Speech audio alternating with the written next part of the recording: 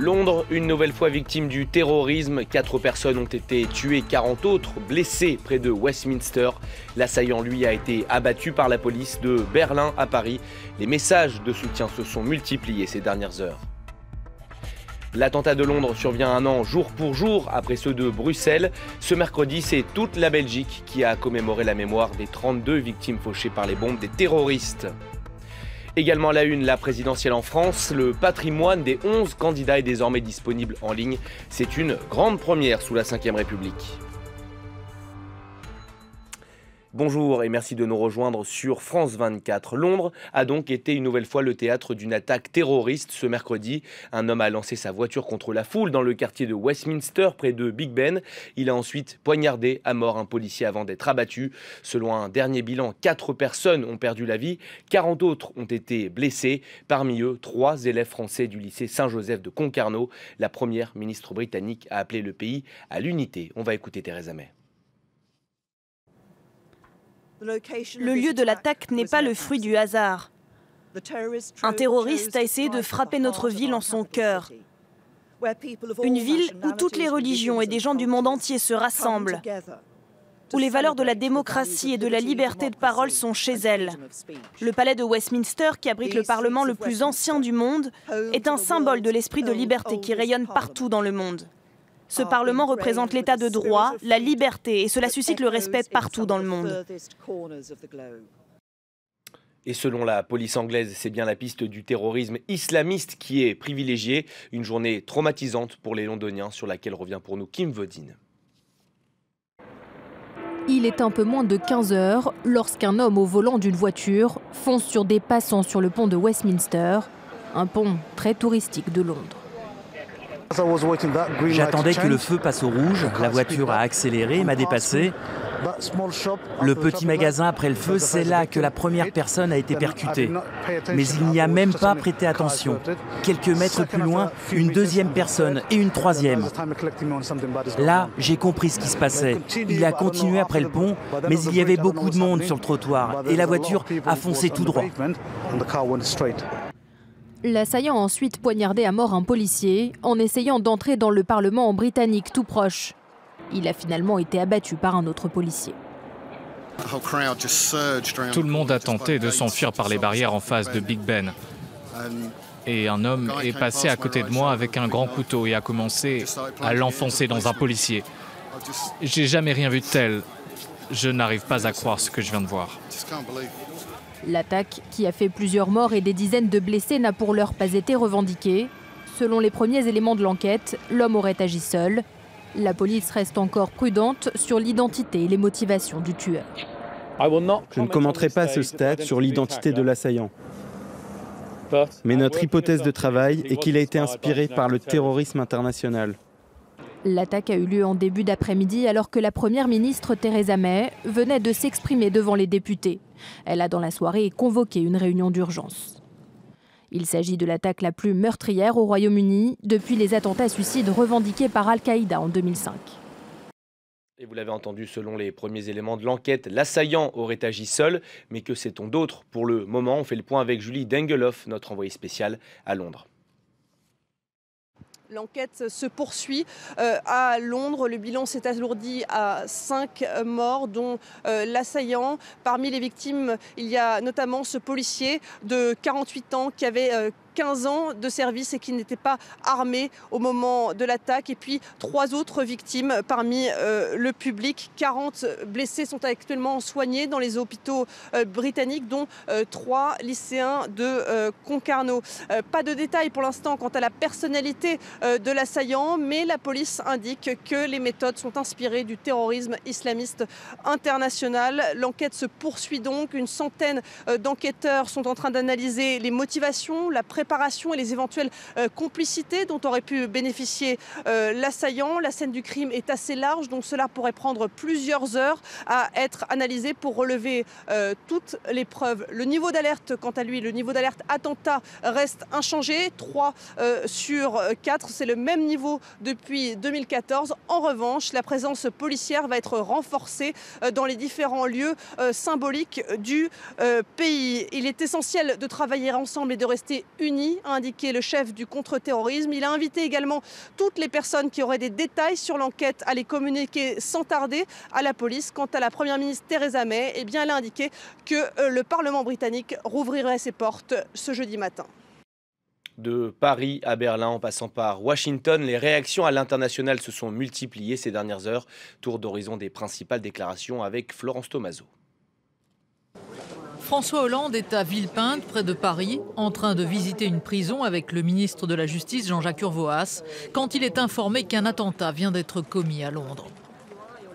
Nous exprimons au nom de la France toute notre solidarité, tout notre soutien au peuple britannique et à la Première ministre Theresa May. Mon intention est d'abord de faire en sorte que nous comprenions bien que le terrorisme nous concerne tous. À Berlin, où un attentat a fait 12 morts en décembre dernier, les autorités ont apporté leur soutien au Royaume-Uni. Bien que l'arrière-plan de ces actes ne soit pas encore précis, je réaffirme que l'Allemagne et ses citoyens se tiennent fermement et résolument aux côtés des Britanniques dans la lutte contre toute forme de terrorisme. Aux États-Unis, Donald Trump a immédiatement été informé de l'attaque terroriste. Interrogé par notre correspondant à Washington, le porte-parole de la Maison-Blanche est allé au-delà d'un message de soutien. C'est un terrible rappel de la menace à laquelle nous faisons tous face. Et cela arrive le jour du premier anniversaire des attaques en Belgique. C'est un rappel pour tous ceux qui étaient dans la salle aujourd'hui, tous les 68 membres de la coalition, que la menace posée par le groupe État islamique est réelle. Alors que nous continuons de les pourchasser et de les battre sur le champ de bataille, ils vont tenter d'étendre leur zone d'influence. Après cet attentat qui rappelle le précédent commis dans le métro de Londres en 2005, Paris a décidé d'éteindre la Tour Eiffel ce mercredi à partir de minuit. Cette attaque de Londres intervient alors que la Belgique commémore le premier anniversaire des pires attentats de son histoire. Ce 22 mars 2016, 32 personnes perdaient la vie à Bruxelles. Une cérémonie d'hommage a eu lieu ce mercredi en présence du roi et du Premier ministre, Clément Bonnereau. Une minute de silence à l'endroit même où deux bombes ont ravagé le hall des départs de l'aéroport il y a tout juste un an. Dans l'Assemblée, le roi Philippe, la reine Mathilde et le Premier ministre, aux côtés des rescapés et des familles de ceux qui ont perdu la vie ce jour-là. Un à un, les noms des 16 victimes sont ensuite égrenés. Lars Wetzmann était là ce 22 mars 2016. Il a perdu sa femme dans l'attentat. Plusieurs fois, je me suis demandé si seulement nous étions partis 10 minutes plus tard, si seulement nous avions conduit un peu moins vite, si seulement, mais c'est arrivé. À 9h11, deuxième minute de silence dans la station de métro Malbec, à l'endroit et à l'heure où une autre explosion avait eu lieu. 16 morts également et de nombreux blessés. Parmi eux, cette femme venue témoigner. Quelques minutes après l'explosion, sur le trottoir, quelqu'un m'a dit « Aujourd'hui, c'est le premier jour de ta nouvelle vie ». Cette phrase qui a d'abord résonné en moi comme une totale injustice s'est ensuite révélée être une vérité que j'ai appris à accepter. Un peu plus tard dans la matinée, une stèle à la mémoire de toutes les victimes est inaugurée à 2 pas de la Commission européenne. Puis, dans l'après-midi, des milliers de Bruxellois se sont réunis place de la Bourse avec un message, tous unis contre le terrorisme. La lutte contre le terrorisme, c'est l'objet de la réunion de la coalition internationale anti-djihadiste à Washington. 68 pays y participent. Une première également pour Rex Tillerson, le secrétaire d'État américain qui assure que la fin est proche pour Abu Bakr al-Baghdadi, le chef du groupe État islamique. Je vous propose de l'écouter. Presque tous les proches et les conseillers d'Abu Bakr al-Baghdadi sont morts, y compris les organisateurs des attaques de Bruxelles, Paris et ailleurs. Ce n'est qu'une question de temps avant que Baghdadi ne subisse le même sort. Dans le reste de l'actualité de l'élection présidentielle en France, biens immobiliers, véhicules ou encore comptes bancaires, les déclarations de patrimoine des 11 candidats à l'Élysée sont désormais disponibles sur Internet. Une grande première sous la Ve République. Mathieu Boisseau. Pour la première fois, elles sont accessibles à tous. 11 déclarations de patrimoine rendues publiques par la Haute Autorité pour la transparence de la vie publique. Des 5 premiers candidats dans les sondages, c'est Marine Le Pen qui déclare le plus petit patrimoine, moins 4 787 000 €, car elle a des dettes le temps de la campagne. Elle possède au moins en partie plusieurs biens immobiliers d'une valeur totale de 600 000 €. Mais Marine Le Pen a aussi de gros emprunts pour financer sa campagne présidentielle. Le premier, 1 800 000 €. Le second, 3 610 000 €. Des sommes qui lui seront remboursées par l'État si elle obtient plus de 5% des voix. Deuxième plus petit patrimoine, Benoît Hamon, 300 000 €.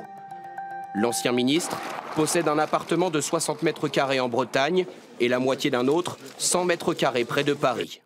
Sa voiture est une petite citadine achetée il y a 10 ans et il doit rembourser un prêt de 569 000 €.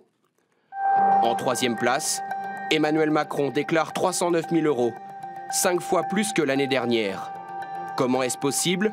Lui n'est pas propriétaire de biens immobiliers, mais c'est son livre qui lui a rapporté en droit d'auteur récemment près de 250 000 €. Deuxième patrimoine le plus important, Jean-Luc Mélenchon, 965 000 €, principalement des biens immobiliers. Un appartement à Paris, 110 mètres carrés, et une maison dans le Loiret. Enfin, c'est François Fillon qui déclare le plus gros patrimoine, près d'1 million d'euros, avec notamment son manoir dans la Sarthe, 2 montres de luxe pour 27 000 € et sa société de conseil d'une valeur de 97 000 €. Dans cette déclaration, on apprend aussi que François Fillon a emprunté 30 000 € à sa fille pour rembourser une dette auprès du fisc. Le solde des impôts, précise son entourage.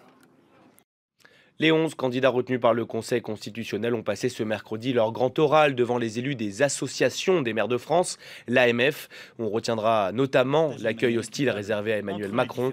En cause, ces 10 milliards d'économies demandées aux collectivités locales, ainsi que sa promesse d'exonérer 80% des ménages français de la taxe d'habitation. De la culture pour refermer ce journal jusqu'au 31 juillet prochain. Le Grand Palais met à l'honneur le plus grand sculpteur français, Auguste Rodin, mort il y a tout juste 100 ans. Du penseur au baiser en passant par les bourgeois de Calais, tout y est. Visite guidée signée Vincent Roux. Regardez.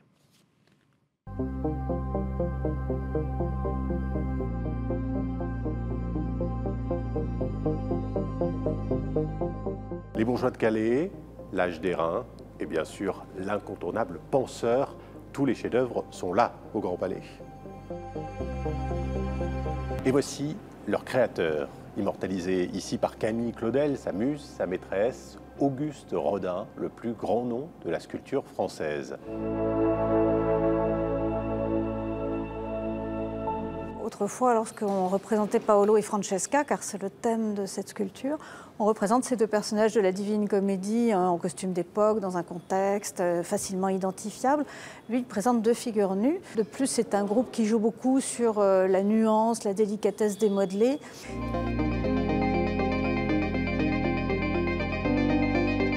On découvre aussi Rodin, dessinateur, puis photographe, mais aussi des œuvres de dizaines d'artistes qu'il a influencés.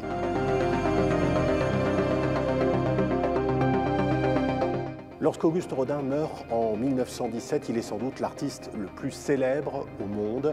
Mais en pleine guerre mondiale, la France ne célèbre pas d'obsèques nationales. Alors 100 ans après, c'est enfin l'occasion de lui rendre l'hommage qu'il mérite, ici à Paris, mais aussi aux États-Unis, en Australie ou en Allemagne, tout au long de cette année 2017.